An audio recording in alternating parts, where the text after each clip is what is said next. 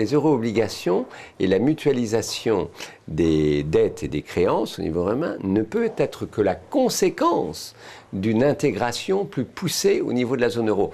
C'est une fois que vous avez une sorte de, j'emploie un mot grossier à dessein, de fédéralisme budgétaire, économique dans la zone euro, que vous pouvez créer des eurobonds, que vous pouvez créer des agences de la dette européenne.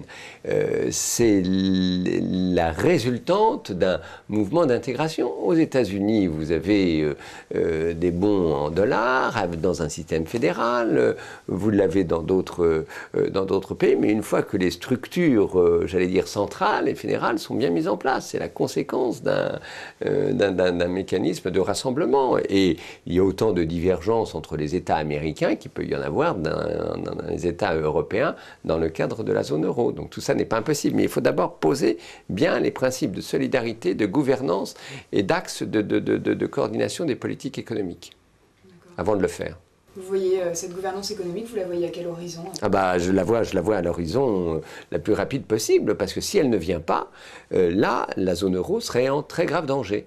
Et nous serions devant de très très graves difficultés. Donc c'est même plus un choix idéologique, j'allais dire quelque part.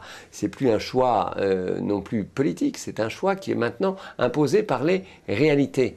Donc il faut s'organiser. Ou alors à ce moment-là, il faut dire, voilà, nous sacrifions ce qui est le principal acquis de la construction européenne, c'est-à-dire l'euro. Et nous sacrifions quelque part ce qu'on a fait ensemble depuis 1957, c'est-à-dire l'Europe.